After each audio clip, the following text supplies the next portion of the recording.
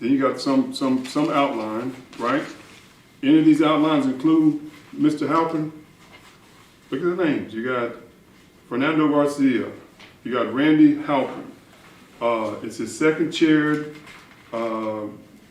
recusal litigation with LBS. You know what that means? No, I don't know what Me any of either. that means. Me either. This one from Lisa Smith, right? Right? That's from someone, right? Yes. I'm not initiating this. It's to me, correct? Christy Dean, from Christy Dean, from Christy Dean, from Christy Dean, from Christy Dean. No, this is from Heath Harris. And on this one, Objection, Your Honor. He's not asking a question of the okay. witness. Does this say from Heath Harris? Yes, And my only comment on that is thanks, correct?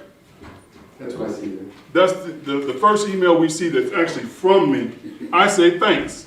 The first email in this order of these pages, yes. Okay. And then there's another email that says from Christy Dean, right? Yes, Okay, I'll get that letter out. And then from the second comment that I make is, okay, reserve it. Okay, reserve it to, right? Then there's another comment. What about the first? Here's another comment. Oh, this is to me. This is from me, right? yes, I say thanks. This is from me. I say for the 29th, apparently responding to some other email, correct? Oh, you don't know, right? no, I put these emails, we don't go through the emails, I have no But- opinion on any of the emails. Okay, but again, what I'm saying is, this is an email from Christy Dean to me, correct? Right? That's what it said, right? You want to see it again? Yeah, please. From Christy Dean Yes, to me, yes, referring to pending Texas 7 execution, correct? yes, Oh, this is from me, right? That's from me, correct? yes, Hi, Christina. Do you think you can get seats for me and Mr. Watkins and Jimmy? That's another request that I made, correct? that's what I see. Okay. Again, from me, I say thanks.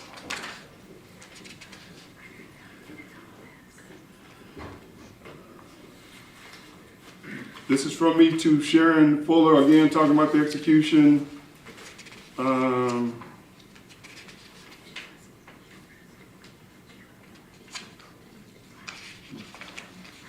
don't know what this is, Donald Rivera's case. From Christy Dean, from Christy Dean, from Christy Dean, and from Christy Dean. Correct? Yes, sir. All right. The only thing in this whole email stream that even references Randy Halpern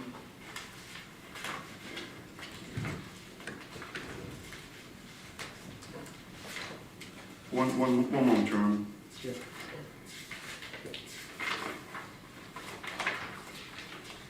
Is the first email from Chrissy Dean, where she's basically, I'm attaching a breakdown of the work I did on my death docket in 2011. And the only mention she has of Randy Halpern is, again, that she had 30 hours of Randy Halpern as a second chair on November 2010 through January of 2011, recusal litigation with LBS, whatever that is. Your Honor, the state objects that's not a correct representation of the documents and the references to Halpern.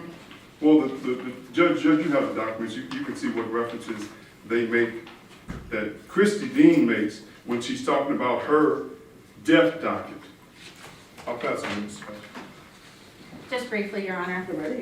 Mr. Chavarria, you're not an employee of the district attorney's office, are you? No, And you're not familiar with what the content of these documents are or what the context is, are you? no, And just for clarification, Mr. Harris asked you a question about your searches and whether the documents contained in State's Exhibit 2 were the only documents that resulted from your searches. So I just want to clarify, your searches initially brought back dozens or hundreds of emails perhaps, is that correct? Yes, And the week before April 14th, I sent you this specific packet to ask you to confirm that these were included in those results, is that correct? that's correct. Pass the witness, Your Honor. No questions, Judge. All right. No more questions, Your Honor. May the witness be excused. No objection, Your Honor. Yes, Your Honor. All right, you may step down, sir. Thank you for your testimony. Next witness, counsel. Your Honor, at this time, we call Keith Harris for the limited purpose of this hearing.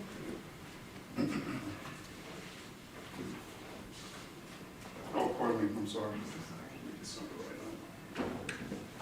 Judge, do I get to cross myself? I'm just kidding.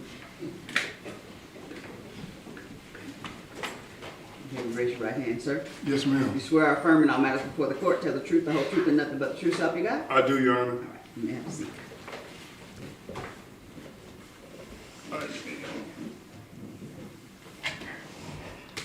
Good morning, Mr. Harris. Good morning, Ms. Blunt. Just got a few questions for you. Let's start with your dates of employment in the office, in the Dallas County District Attorney's office. Do you Okay. recall? I have no idea. Okay, well, I'll go through some of them, and you tell me if it sounds right. Okay, August 1995 through November 1995. that is correct. August 1996 through August of 2000. That is correct. January 2007 through December 2014. I'm vested. That sounds correct? Yes, Okay. And then you served as first assistant in that capacity from July 1st of 2011 through December 31st of 2014. Does that that is sound about correct. right? Yes, ma'am. A little over 3 years? I have no idea.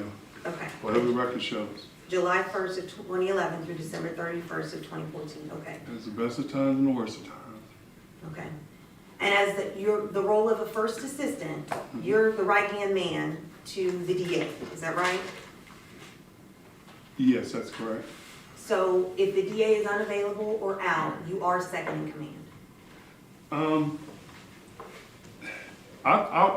If you're asking me specifically about the Watkins administration, what I would say is that every administration is different. And that it wasn't like I'm second in command. We had super chiefs. We had people that had their duties. For example, Russell was over Russell was over the whole appellate section, anything dealing with the appellate section. Right. So I would never usurp his authority. So I wouldn't say that I was second in command, that I make any decisions in the absence of Mr. Watkins. That's not how he ran things. Okay, It was a may I team. approach the witness, Your Honor? Yes. Okay, so Mr. Harris, I'm gonna hand you what's already been admitted as State's Exhibit number 1. And what I'm simply asking is, Craig Watkins is up at the top, and That's then correct. you're right below him. And what I'm telling you is that this is a sheet of paper. You asked me how Mr. Watkins ran his administration, and what I'm telling you is he ran his administration as a team. He hired people and expected them to do their jobs, and it was always a team effort. And Which I some- agree, some- and I some- understand that, but my Right. question is, if Mr. Watkins is not available and is not running the office, who then has the most authority to make decisions in that office? Who is the highest ranking person in that office after Mr. Watkins? And what I'm telling you is that in the Watkins administration, it didn't work like that. So it was not you? If Watkins was absent, we still would make decisions as a group, no one person, no one ever usurps Craig's authority. At the end of the day, Craig makes the final decisions. He has people in place, he checks and expects them to report to him. I will make sure that they report to him and make sure that they did their job, especially in the appellate section where we had Russell Wilson. I don't do post convictions. I seek understand that, acquittals. and that's not my question, and I understand what you're saying. I fully understand that you worked in a collaborative environment, that no decision was made unilaterally. My question is just simply this: if Mr. Watkins is out, who is the highest ranking official under him in the office? Who is designated? Is the first assistant, correct? On paper, it It's would a be first me. assistant, On okay. paper, it would be me. All right, That's fair not how enough. we ran the That's all office. I'm asking, Mr. Harris. Yes, That's all I'm ma'am. asking. Okay, so if it's on paper and it's you, then you are also, as the first assistant, privy and familiar or at least told about high-profile media-type cases, notorious cases in the office. Would you agree with that? That as the first assistant, you are at least known that these cases exist? I'm just asking that as your role in the first assistant. Yes. Okay. And then let's talk now more But let specifically. me be a little more specific. When you're talking about, I would know that the cases exist, you're talking about cases that came up in our administration. Yes, Those cases would be highlighted for Watkins. okay, Then we also want to know any responsibility we have regarding prior administrations. correct, and I'm gonna get there too. Yes, ma'am. Okay, so you would be made aware of cases that come up through your administration whenever you're first assistant, but then also you'd be made aware of prior cases. And specifically, I wanna now pivot to death penalty cases. While your role in your capacity as first assistant, you are made aware of execution dates, isn't that right? That is correct. Okay, and the reason for that too is because the trial courts are not aware of the federal litigation. The DA's office is aware, and it's up to the DA's office to notify the trial court of the right timing to set the executions. Do you recall that? That would have been told to me. Okay, so it has to be at least 91 days out, and then the trial court sets execution date and warrant and order setting the execution and when it's set. So the first assistant DA, somebody has to make that call, correct? No, someone has to inform Mr. Watkins that that call needs to be made. He authorized who will send the paperwork out. Okay, so are you saying that you never had to make that call on setting an execution date? Or do you not recall? Because we have these emails where I believe you did order and set an execution date. What I believe is that we would have been told what the options were by whoever was handling that matter. What are the options? They would tell us what the options are. And then we would say, okay, set it. That's Okay. what we did. So you did set the execution dates as first assistant? No, I never set an execution date. I may have, again, what would happen if you look at the emails, they give me an option. They told, look, these are the options available. According to the work that I'm doing, these are the options available. I have to file on one of these dates. And then based on the information that they gave us and what they believe needed to be done, we would acquiesce. Okay, so you wouldn't exactly schedule it. When I mean set, I mean you authorized it. So if you got an email from I told- Trixie Dean asking, can we go ahead and set this execution date? You would respond yes or no, authorizing for her to schedule. That's correct. Okay, I Do want to your make sure job. we get that right. Okay. Your Honor, may I approach the witness? Yes.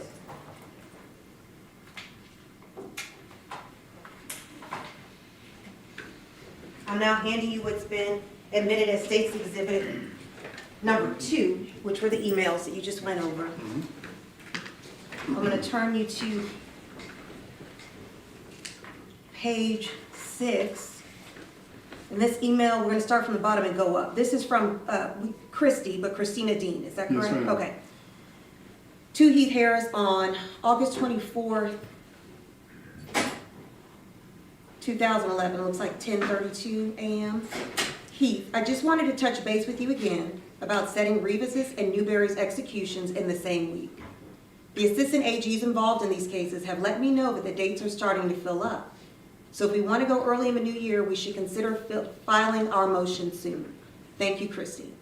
So then you respond, looks like a minute later at 10:33 a.m., fill it. So then she responds, thank you, I will update you as soon as I get the dates. So this is you authorizing her to set the executions. Yes. Okay, Do your job. okay.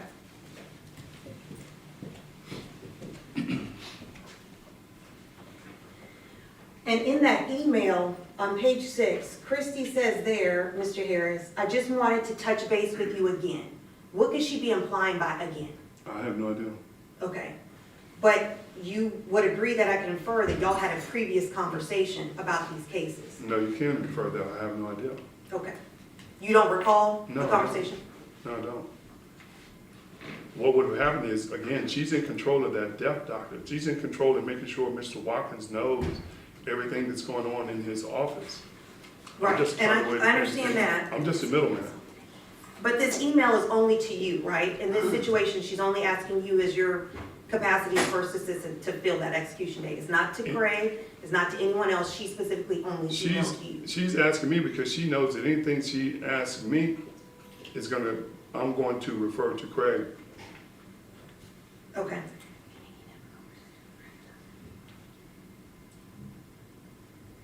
And if you refer to Craig, meaning you're going to have a conversation with Craig about it? Craig, this is what she said, what do you want to do? Okay. Sir? So let's move past setting execution. Oh, and I want to make sure, on those, we're talking about There's not Newberry? a question before you though, Mr. Harris. We Okay, can but I get want to to that. clarify that, what, the Hold on, ones you're I'm talking not about, asking you a Newberry question and Revis, not Halpern. I understand that, but I'm Okay. not asking you a question. We have the emails have been admitted, Yes, ma'am. so we can review them. All right, so now I want to go to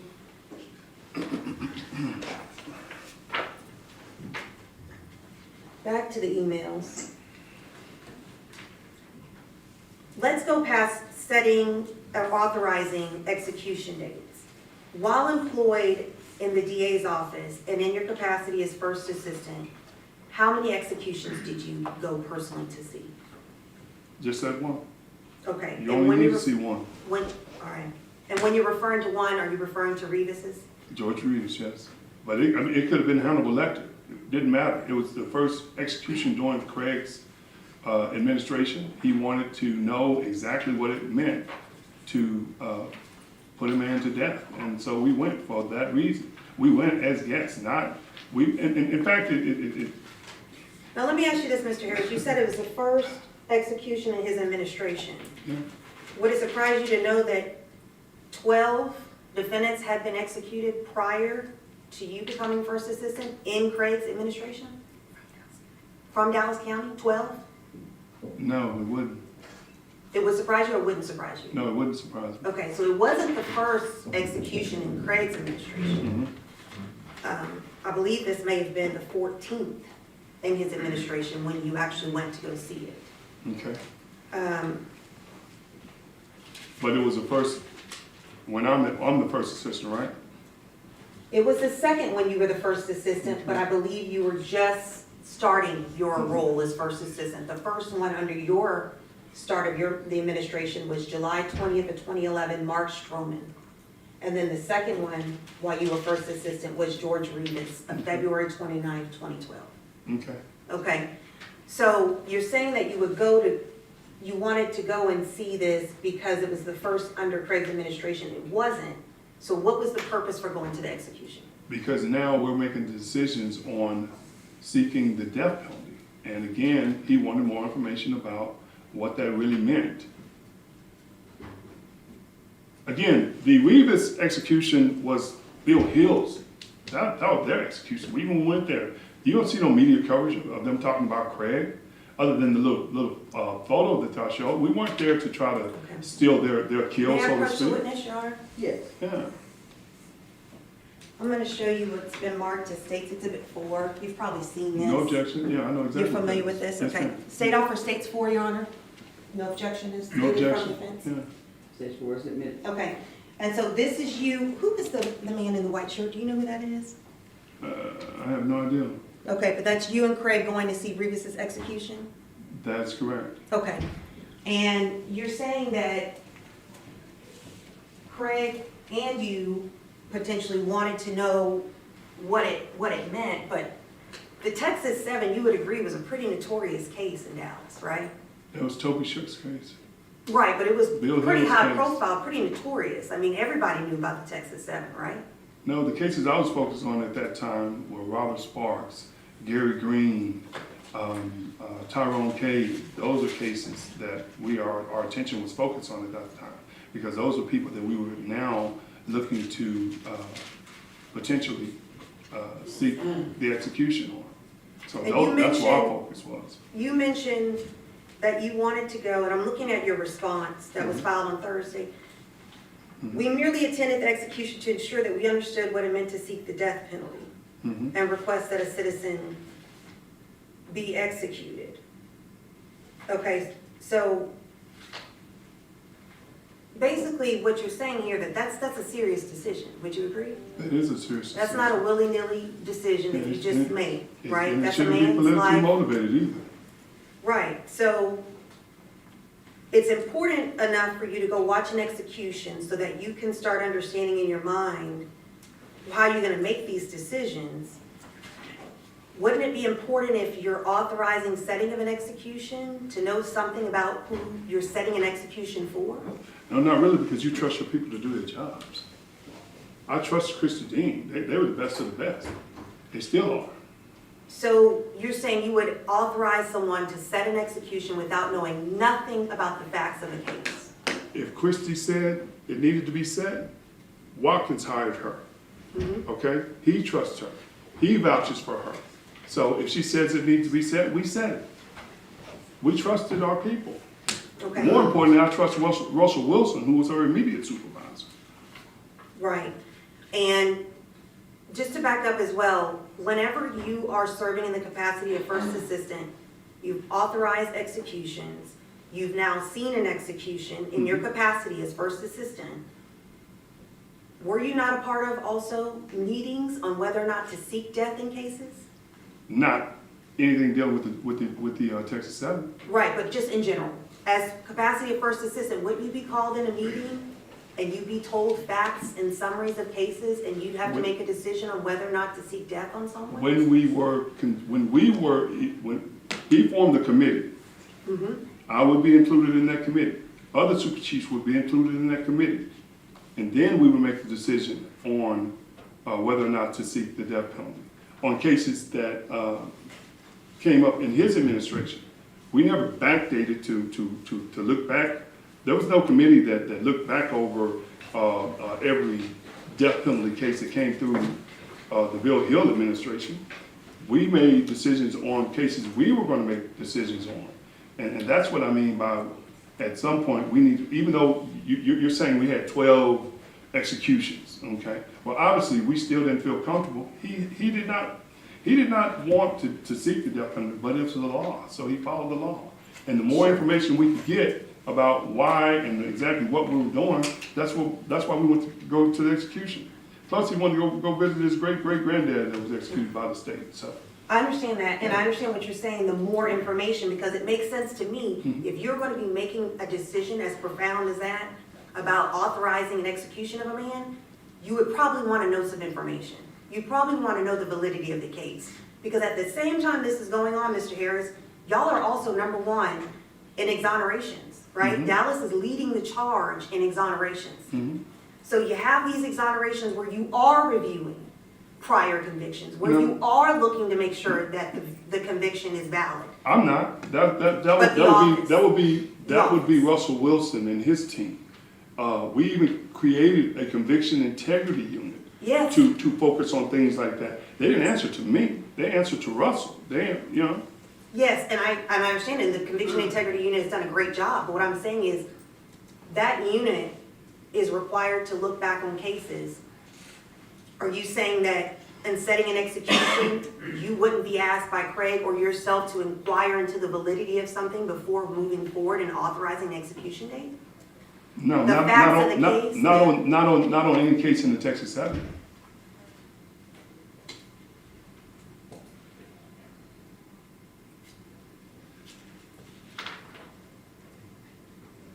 And so your testimony is you don't remember any facts or summaries or anything been told to you in regard to this case? I'm telling you, that did not happen. That would not. Why would they ask me? I don't know anything about post conviction.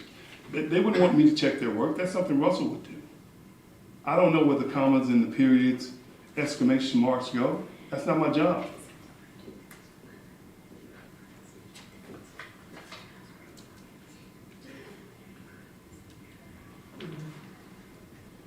In September of 2011, Halpern's state writ attorneys asked for Craig Watkins to give Halpern a new trial. Were you aware of that? No.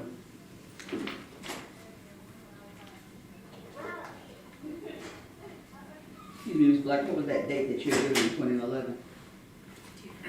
No, I thought, whatever that was you just said. September of 2011, Okay, Judge. yes, That's all I thanks. had.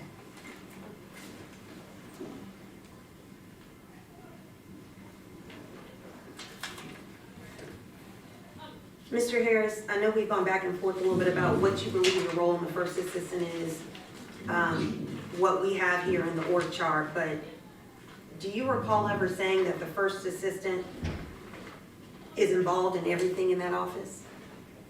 that would be impossible to be involved in everything in the office. Do you recall ever saying that?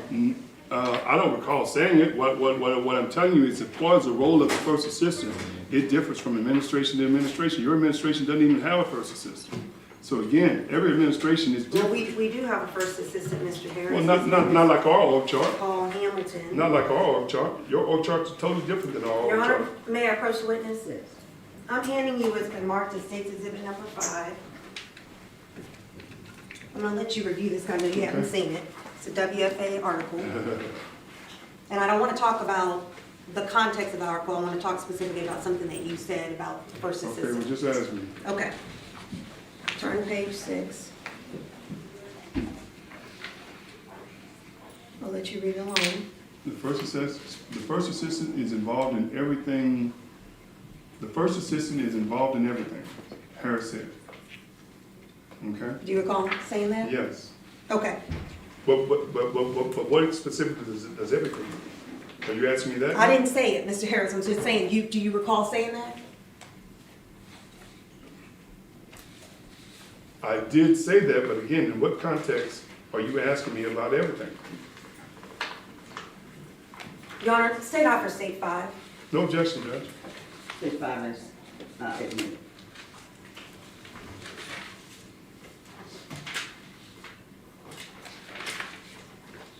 I'll pass the witness. Judge, I just have a few questions for myself. Go right ahead. In regards to the statement of everything, Mr. Harris, what do you think you meant? I mean, would it be possible for you to be involved in everything? Well, Attorney Harris, it would be absolutely impossible to be involved in everything. I mean, there's no way for me to know how many bullets the detectives, the investigators need, how much gas the cars have to have, how many staples or paper the secretaries and paralegals have to have, how much litigation is going on in the office at the time. That would be impossible to be involved in everything. What I would tell you, Attorney Harris, is that Mr. Watkins assigned people that he trusted, that he hired to do their jobs. And did we check to make sure they did their jobs? Absolutely. But we trusted them to do their jobs, and that's exactly what happened in this case. I'll pass the witness, Judge. Very good. Anything further from state?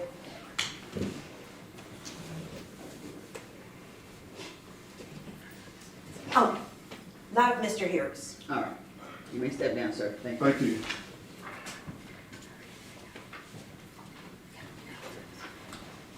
Your Honor, the state would ask you to take judicial notice of the clerk's record and Mr. Halperin's original state writ.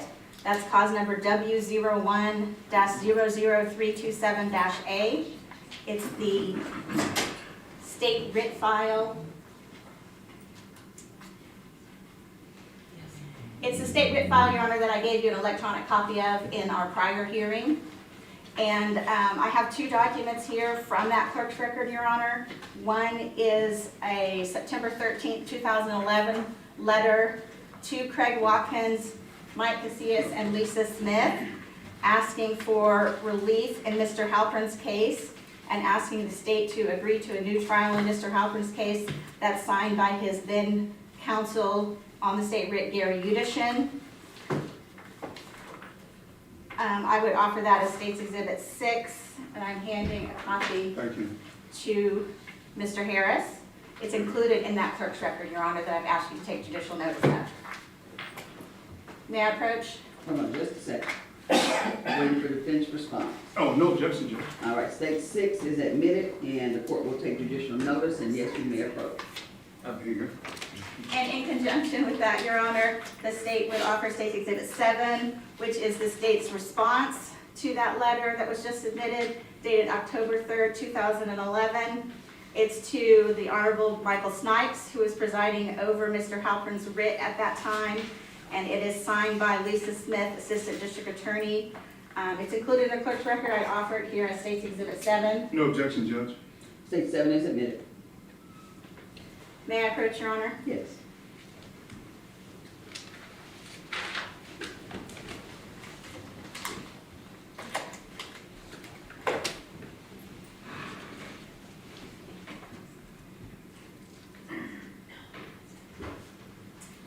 That's all the state has, Your Honor.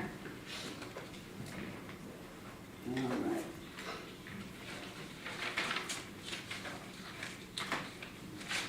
All right, state rest, Yes, the state rests, Your Honor. minutes. Judge, we would just re-urge the court to take a look at the response that I filed in this matter, and at this time, we would also rest it. No. Okay. The court will Judge, I did consider, go ahead. I did want to make sure that the court is clear that I have spoken to my client, or to our client, and he's made it abundantly clear that he wants me to stay on this case, that he believes that he has a Sixth Amendment right to have me on this case. And the only other thing that I would urge the court is that, as far as them talking about me setting execution dates, that was, that's something that's required by the state. It's not something that we just willy-nilly did. It's something that Ms. Dean made us aware of the fact that it needed to be done, and we did it. And with that, Judge, we relax. Go ahead. Your Honor, may the state do a closing argument? Okay, thank you, Judge. Your Honor, I think it's clear that the state's position is that Mr. Harris is disqualified from representing Mr. Halpern because he participated both in Mr. Halpern's post-conviction matters and the Texas 7 cases when he was first assistant from 2011 to 2014. And Your Honor, this is a basic common sense principle. And the principle is that one attorney can't be counsel for the state and counsel for the defendant in the same case. Your decision in this case is governed by Article 2A.105B2 of the Code of Criminal Procedure. And Judge, that was previously Article 2.08A. So when you're looking at the case law and it's talking about 2.08A, that's now the current provision. The language is very similar. So, Your Honor, the seminal case in this area is the Meza case, M-E-Z-A. It's a Court of Criminal Appeals case from 2020. I have a copy of that for Your Honor, if I may approach. Yes. And Your Honor, the state focused on this case in our response because there are not very many cases about disqualification of attorneys for representing both the state and the defendant in the same matter. But this one was recent by the CCA in 2020, and it goes through the history of all the case law that's out there. So in this case, the district attorney was disqualified because when he was the former district attorney, because as a prosecutor, he discussed the case one time with the assistant district attorney who was handling the case, and he reviewed some of the evidence. The court makes a point to say in this case, do you need a copy? No, ma'am. The court makes a point to say that no decisions were made in this meeting. The former prosecutor who now wants to represent, who then later wanted to represent the defendant, wasn't directing any actions. He was just discussing the case and talking about looking at some of the evidence. So there's some really important phrasing in this case, Your Honor, that we think guides you here. Some catchphrases, if you will. The CCA said that former prosecutor's participation in that case by one substantive discussion exceeded the involvement necessary to warrant the automatic disqualification. So one discussion exceeded the involvement necessary. That tells us, Your Honor, that this is a really low bar. It's not a difficult standard to meet.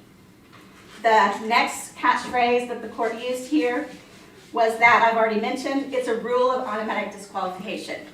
So, the attorney who wants to represent the defendant later doesn't need to possess any confidential information. He doesn't need to have a file. He doesn't need to even have all the details in his head. So, what matters is the record and what shows his participation. So if he doesn't recall his work on the case, that's irrelevant. What matters is what the records show of what his participation was. And we don't fault Mr. Harris for not recalling specific conversations about this case, but that's not the determining factor for the court. Because none of us, Your Honor, can remember on the hundreds of cases that we worked over the years, or even you know, we don't fault him. He probably had contact on hundreds of cases while he was first assistant. But that's not the test because it's an automatic disqualification. And the third catchphrase that the CCA uses in the Mesa decision is that even relatively minor acts can bar a prosecutor from later representing a defendant. So minor acts are enough to bar Mr. Harris from representing Mr. Halpern later. So again, it's not a difficult standard to meet. And we want to talk here about something, Judge, that's already come up, and that is about that any of Mr. Harris's participation on any of the Texas 7 defendants is the same as participating on Mr. Halpern's case. And that's because these cases all arise from the same facts, and that's the murder of Aubrey Hawkins in the course of the robbery of Wesley Ferris. And you can see from those 6 indictments, Your Honor, I think you recall that one of the Texas 7 defendants committed suicide before he could be apprehended. So that the 6 remaining defendants were all charged by indictment with the exact same language. That's in State's Exhibit 3. Our motion, Your Honor, includes a chart and some graphs showing the overlap of the witnesses in the 6 trials. And I think the important point there is that all 25 witnesses from Mr. Halpern's trial testified in at least one other trial. Those transcripts are part of the record, Your Honor. I'm happy to provide you with copies if you would like that. It's a whole lot of reading. We tried to summarize that in our motion for you in those charts and graphs, but those are backed up by the transcripts in the cases.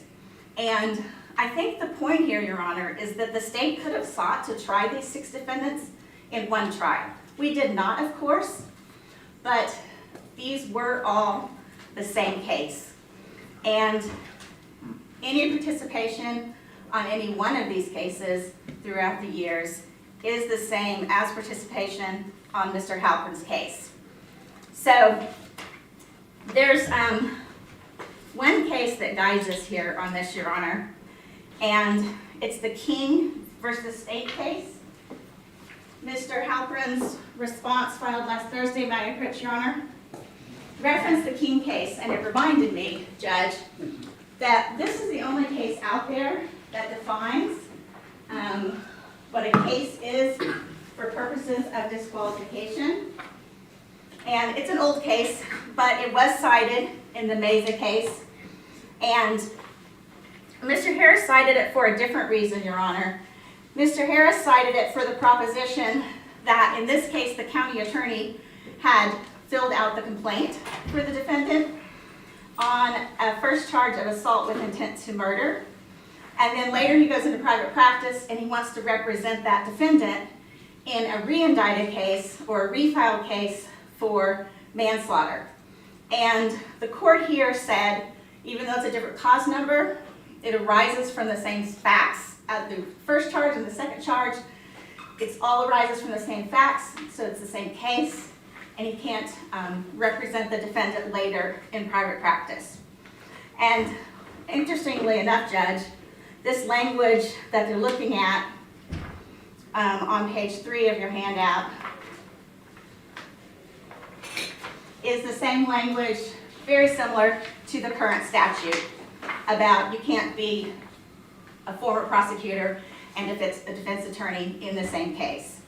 So this, I think we can draw from this, Judge, is that if a case arises from the same facts, it's the same case. And that's what we have here, Your Honor, on the Texas 7. And I want to point you specifically to 4 pieces of evidence that we've talked about some here today and that are attached to the state's motion and in the exhibits that were admitted today in the emails in State's Exhibit 2. There's 4 things in here that are really important and that Your Honor can focus on in making this decision. And the first is one that was covered in direct examination, that Mr. Harris approved and directed the filing of the motion to set the executions of George Rivas and Donald Newberry. And we looked at that while he was on the stand, Your Honor. But on page 6 of those emails, in the bottom email from former ADA Christina Dean, she's saying, I wanted to touch base with you again. She's narrowed her, from her first request on August 1st, which is on page 5. On page 6, now she's narrowed this just to Mr. Harris. She's only addressing Mr. Harris. And she is seeking authorization to file this. Mr. Harris admitted on the stand that this was authorizing her to set the execution. And Your Honor, that alone is sufficient to disqualify him. Also, you can note that Christy Dean's request was at 10:32 and Mr. Harris's response, it's a typo. It says fill it, it should say file it. I think Christy Dean understood that, he understood it. She said, you know, okay, I'll let you know as soon as I get these dates. I'll update you when I can. She knew it meant file it. It was a specific authorization and a specific instruction. So we would ask, the question is, you know, from the case law, was he an active participant? And the answer is easily yes. He's authorizing the filing of the motion to set an execution. Was this a mere perfunctory act? Absolutely not. Setting an execution is not a perfunctory act. And there's a reasonable inference here that she's touching base with him again, that originally she had asked Mr. Watkins, now she's asking Mr. Harris, that there were additional conversations between these emails that involved Mr. Harris, either with DA Watkins or with Christy Dean. And that's a reasonable inference, Your Honor. And again, we don't fault him for not remembering, because who of us can remember specific conversations we had 14 years ago? But we would submit that that's clear from these records. That's the first fact we want you to look at. Judge, the second fact that we want you to look at is, of course, Mr. Harris attended the execution of George Rivas on February 29, 2012. And we would disagree that he went as DA Watkins' friend. He went as a representative of the district attorney's office. He has described the reasons that he went, and that is so they could make decisions on seeking the death penalty. Your Honor, that's a work reason. You know, they didn't let members of the public walk in and view these executions. You can't bring your friend off the street. They specifically sought authorization from the warden to have seats at these executions and attend. They were approved by the warden. The emails from the DA's office show to attend either George Rivas's or Donald Newberry's execution, and then Donald Newberry's execution was stayed. So, Your Honor, you know, is this a relatively minor act, is what we would ask after we look at the case law, and the answer is no. It's much more. Attending an execution, watching one of the defendants in this case that could have been tried with Mr. Halpern, watching him die is not a relatively minor act. Was it merely perfunctory to sit through an execution? No, it was not. Absolutely not. The third fact that we have that shows in this evidence today that's been admitted is that on page 17 of your emails, former ADA Christy Dean sent an email to DA Watkins, Mr. Harris, and several others about Donald Newberry's litigation after his execution was stayed. So this email contains mental impressions of Christy Dean. It contains DA's office work product. It was shared with Mr. Harris. So his argument in part is that he's receiving this information just as a member of administration, as a higher up person. But compare that to the Meza case, and there, the district attorney received the information from the line ADA who was handling the case. He didn't give her any directions. He didn't give her any instructions. He just talked about the case with her. That is not that much different than what happens here on page 17 of the exhibit in the emails, where Mr. Harris is receiving confidential information and mental impressions of, you know, about a pending case from a member of the DA's office. And the fourth piece of evidence, Your Honor, that we direct you to today is on page 4 of the emails. And that is an email from former Assistant District Attorney Lisa Smith to Mr. Watkins and Mr. Harris about Randy Halpern specifically. And this was on Wednesday, March 20th of 2013. Ms. Smith says, today the Court of Criminal Appeals denied writ relief to Randy Halpern, one of the Texas 7. So this tells you that Mr. Halpern's writ was pending during the time period that Mr. Harris was Assistant District Attorney, First Assistant. And then she says, I forward the information to Debbie for media release. So this goes to the point, Your Honor, this was a big case.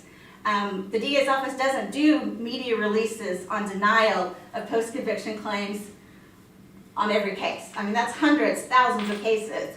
This one is big enough to inform Mr. Harris directly and to have a media release about it too. So the Mesa case contains some examples to guide you in making this decision. And one thing it says is that merely signing a jury waiver form. This is an example of an act that makes a prosecutor disqualified from representing a defendant later. Signing a jury waiver form and doing nothing else on the case disqualifies a former prosecutor.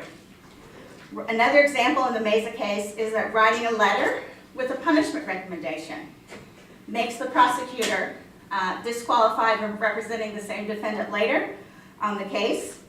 And if you compare those acts, signing a jury waiver, writing a letter with a punishment recommendation, to directing a prosecutor to file a motion to set an execution and attending an execution, I don't think there's any comparison that what happened in this case is weightier, is more involvement, is larger participation than merely signing a jury waiver. Mesa also tells us what is not enough to warrant disqualification. What allows the former prosecutor to represent the defendant later. And the example they say is rubber stamping an announcement of ready. Literally, a person's rubber stamp signature on an announcement of ready does not disqualify them from representing the defendant later. So that's what a perfunctory act is. Mr. Harris says in his response that these were all perfunctory acts, but perfunctory acts are something that's the equivalent of somebody else in the office stamping your name with a rubber stamp. And what was done here is far, far greater than a rubber stamp on an announcement of ready. So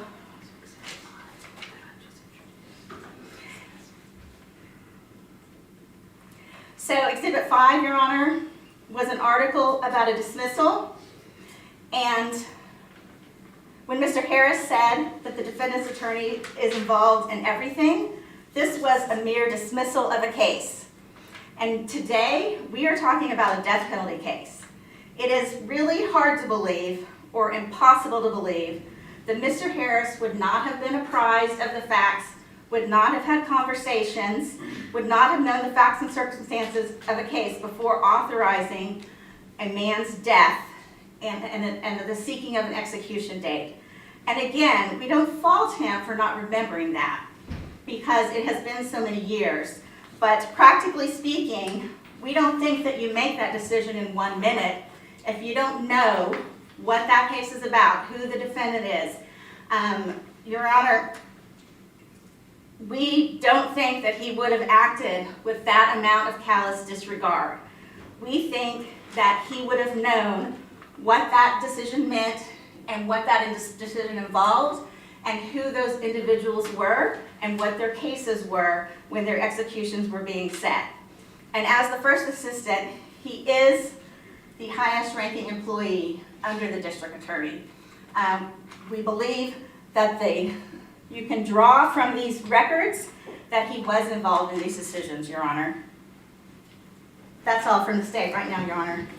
Thank you. Judge, I'll be brief. I think my response speaks what I want to tell the court, but the bottom line is they have the burden on this motion to disqualify me. They have not met that burden, Your Honor.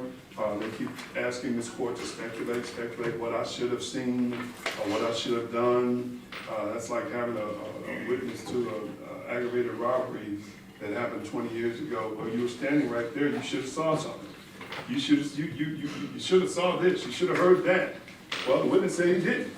And that's what the evidence is before the court right now. I'm telling this court that I have never, in fact, I've spent at least 100 hours looking at media video, looking at the discovery, trying to find my name on anything. And I can't, other than the emails that they submitted to this court. Those emails are nothing more than me rubber stamping someone else's job. And I would just urge the court, they keep talking about setting the execution for George Rivas, you know. The bottom line is I believe that the case law, when you talk about active participation, it's basically saying that the burden is on the party seeking the disqualification. In this particular case, it was a judge to make an affirmative showing that the judge actually acted as counsel in the very case before him, and that was in Miller, Judge.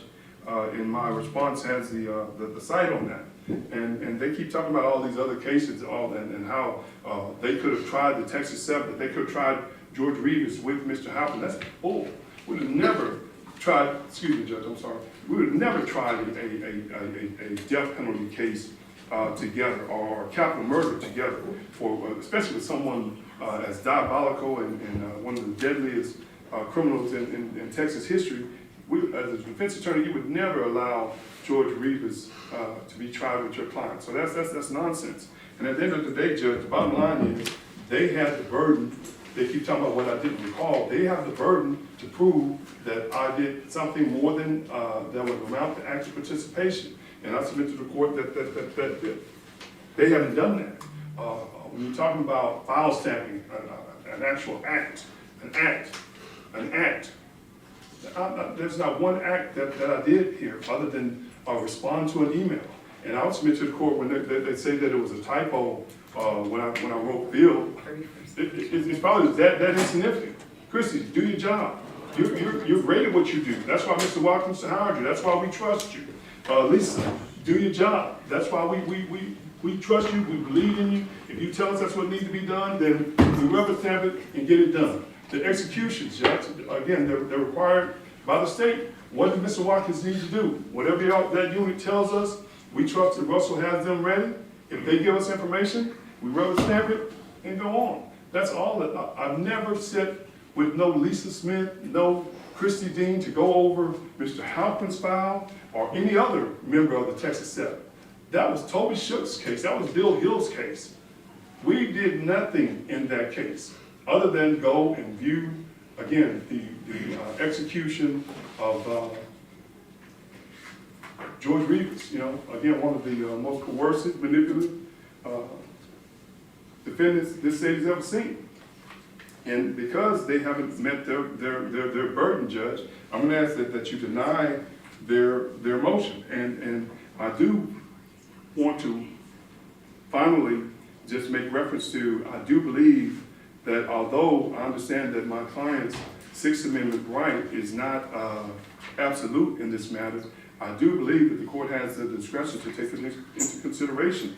And based on the minute arguments that they're making, and because you got to remember, they've scoured the media, they've scoured all the email links, they talked to Chrissy Dean, they talked to Lisa Smith. If they had any evidence that would prove that I reviewed those files, they would have brought those people in here. But it doesn't exist. And that ain't got nothing to do with me not recalling. We had our own cases to deal with. Robert Sparks, my name is in there. Tyrone Cade, my name is in there. Gary Green, my name is in there. Those are cases that I actively participated in, not Randy Halpin or any of these other Texas 7. And for those reasons, because they haven't met their burden to have me disqualified, I'm gonna ask that you allow me to do what I'm sworn to do, and that's protect this man and serve as his counsel. You're good. Okay. Nothing else from the state, Your Honor. Okay, very good. Anything else from the defense? No, Your Honor, thank All you, right. Judge. That is going to conclude this hearing. The court will review the evidence and we'll rule at a later time. Thank you. Let me tell you what else I would like to do though. I'm gonna ask you all to do a couple of things. Your Honor, the state has something else for the record. Go right ahead. Your Honor, based on your previous denial of the state's motion to recuse the district attorney and have the court appoint an attorney pro tem, we are asking Mr. Halpern to sign a voluntary waiver that he waives all claims relating to Cynthia Garza's former employment with Halpern's original state habeas counsel. We've prepared a proposed waiver for that. I would like to proffer it to council now, and the state will be filing a copy of this with the court today. Yeah, Judge, we'll sign this, and it just, I mean, since they brought that up, it's recently come to my attention that Cynthia Garza is leaving the office and running for judge, so I think that state's motion that they brought a couple weeks ago, I have a real concern that was brought in bad faith, but we'll sign this motion today. Okay, very good. That resolved that issue. All right, anything further? Just that we believe that it was bad faith and another attempt to delay this process, and we just want to put the court on notice that we Your Honor, are. I object. There's no evidence the state was attempting to delay this procedure. We talked the last time about the time frame between these counsel being appointed and the state filing this motion. We would ask Your Honor to disregard that. That's what we believe. The evidence is showing that it's been delay after delay, and we just want the court to be aware that we're preparing to argue that they continue to make frivolous motions that delay this process. I'm done with that, but I will say, I just had Mr. Halpern sign the motion that the state gave me, and there's a place for it to be notarized, and we don't have a notary here. I don't know if it needs to be notarized or if y'all want to make arrangements for that, but It needs to be notarized. Okay. We can make arrangements for that, Your Honor. That would be fine. okay. Well, I've got the signed copy that's not notarized, so I'll hold on to it or whatever they want me to do, Judge. Okay, and we also, while you all are here, have used the bailiff to be able to just do a fingerprint. So however you'd like to do it is fine. All right, anything else? Go in. That is fine, okay. So let me tell you what I'm gonna ask all council to do. A couple of things. First of all, let me ask the state, have you all made a decision yet on whether or not you'll be seeking the death penalty? Your Honor, the notice is on file, we believe, from the prior pretrials in this case, for seeking the death penalty. Okay, very good, thank you. Next, I need you all to make a decision, or just try to make an agreement on a scheduling order that we're gonna be putting on this case. And Judge, I just want to make sure I'm clear, when they say that the notice has been filed, where is that notice located in? Because we didn't have notice of any decision being made. Did you, Ms. Hayes? I haven't seen a notice, but. Do you want us to go on the record? Yes. Your Honor, it's in the court's file. It's been in the court's file for many years. When this case was reversed by the CCA, he was returned to the point that he was at immediately prior to trial the last time. And that, our understanding is it's in the court's file. We cannot see everything in the court's file, and we have requested a copy of that from Ms. Felicia Petrie. We have not received it yet, but we will provide it when we do have it in hand. Judge, you know the DA has been here before you himself telling you he hadn't made a decision. And we want to know where this notice is. Okay. She'll produce it as soon as she's able to get a copy from Ms. Petrie. And about how long do you think that will take? I requested it last week, Your Honor. I will get back with her and ask again today. Okay, well, just be sure to keep that in an email so that we can just kind of get some idea. That makes a difference on exactly the timeline and things that will have to be done with the case. Yes, Your Honor. And just for the record, Judge, we have been preparing as if we would go forward as a death penalty case, but we hadn't received the proper notice. Okay. All right, we'll take care of that matter. Yes, ma'am. So what I'm asking you all to do is to get a schedule order together. What is the status of the information that's been uploaded to the system that we had previously had in a previous hearing? Have you all uploaded everything, or there's still more to be uploaded, or where do we stand when it comes to the amount of evidence that has Your Honor, been two uploaded already? things. One thing we would just ask, we would like to have a ruling on this motion, Your Honor, and know who the defense attorney is before we attempt to put a scheduling order in place. So we would ask that the court rule and make a determination on Mr. Halpin's counsel before we finalize the scheduling order. And then also, Your And Honor, let me ask this, why? Why do y'all need to have that information? because if Mr. Harris is going to be removed and another counsel appointed, I mean, it may depend on that counsel's schedule. I just, That makes sense, Judge, we don't have a problem with that. I mean, as long as, you know, we don't have a problem with thank you, Mr. Hayes. And then, Your Honor, as far as discovery, we have provided a portion of that discovery to defense counsel on the date Your Honor requested. We have made 2 releases at this point. It is not everything, but it is a portion of the information. Okay, so how soon do you think you all will have everything that you have today?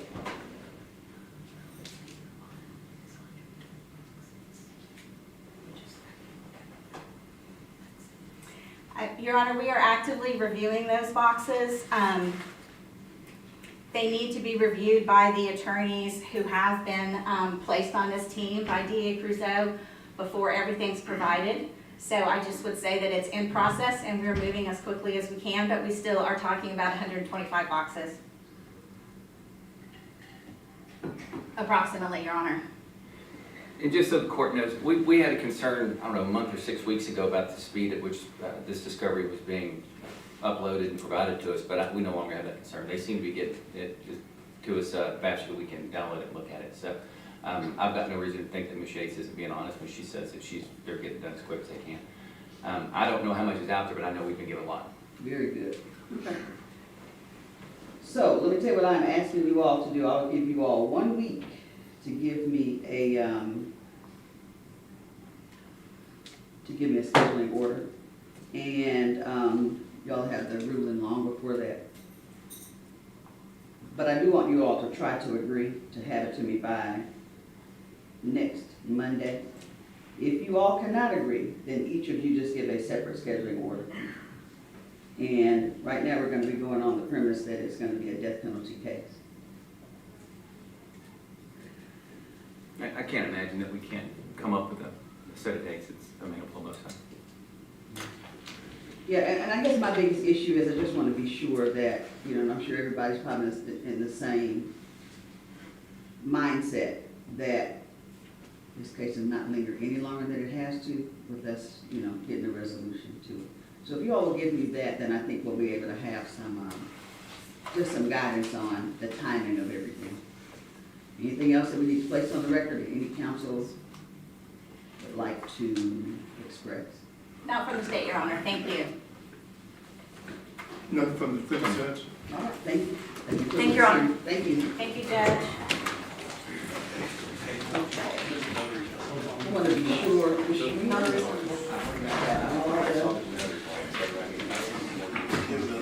you verify? Yes.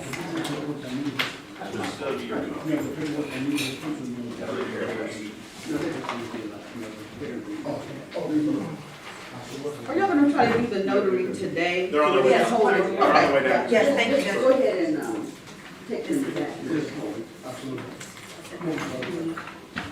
Okay, three, No, that's okay, easy. 1, 2, 3.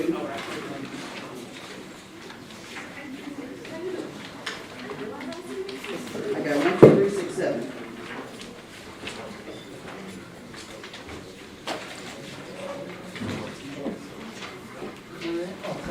Shereen, do you have?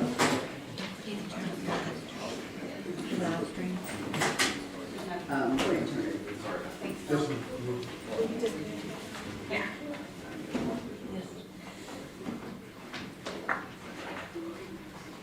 I've got